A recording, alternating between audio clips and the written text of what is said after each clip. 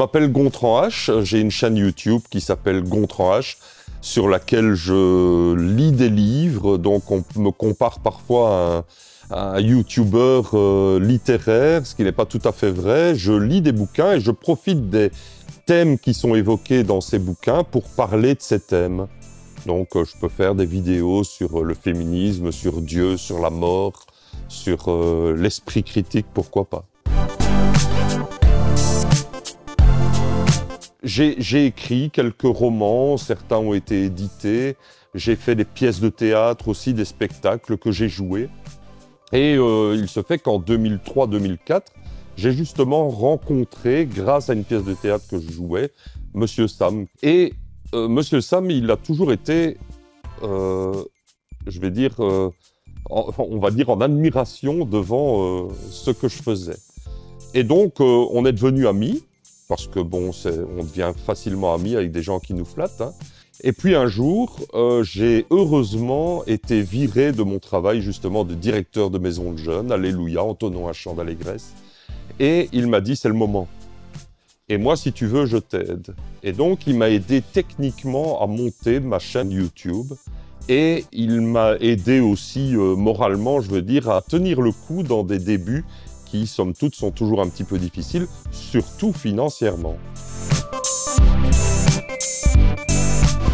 Je lis essentiellement les livres que j'ai envie de lire, et souvent ce sont des documents, rarement des romans.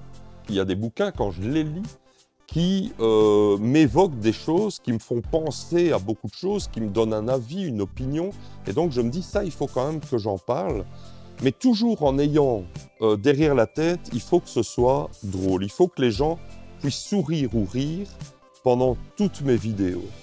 Bon, que je vous résume. Il y a 13,8 milliards d'années, c'était un jeudi, a eu lieu le Big Bang.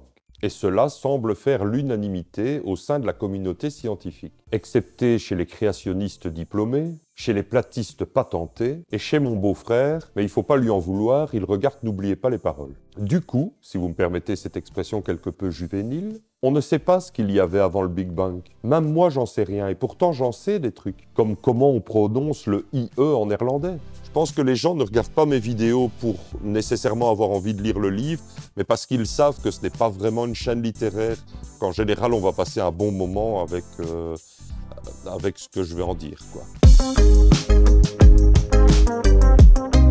Alors Tipeee, je l'ai lancé il y a 1 an et demi, donc j'en étais à 6 mois de vidéos, ce qui n'est pas énorme.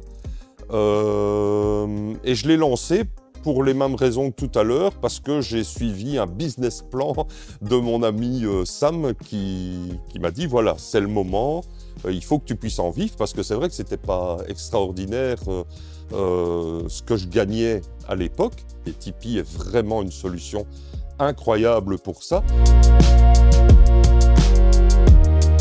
Dans un premier temps, c'est une hygiène de vie. Je veux être totalement libre et indépendant d'écrire ce que je veux.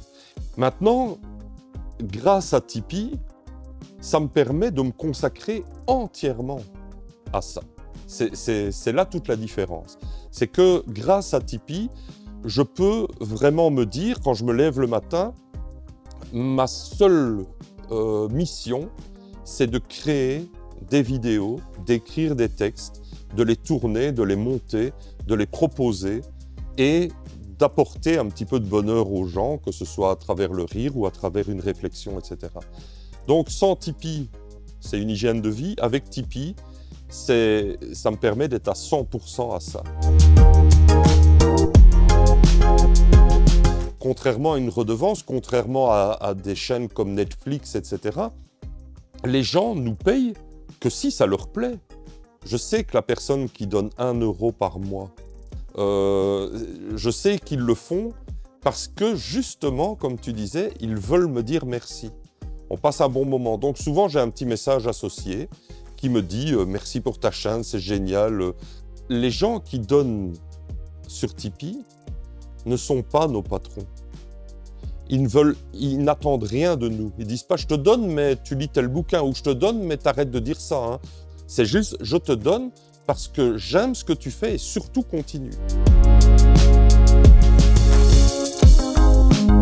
Alors, cher ami tipeur, je voulais vous dire une chose, c'est que lorsque je vous remercie, c'est-à-dire lorsque je vous mets au générique, ou que tout simplement quand vous avez typé une première fois, ben, je vous fais un petit message en disant « Ah merci, c'est vraiment super sympa », je sais que vous le recevez forcément une fois. Mais je vous jure, sur la tête de ce que j'ai plus cher, que chaque fois que je pense à vous, j'ai envie de vous en remercier tout le temps. Et si je le faisais, je crois que vous me trouveriez vite lourd.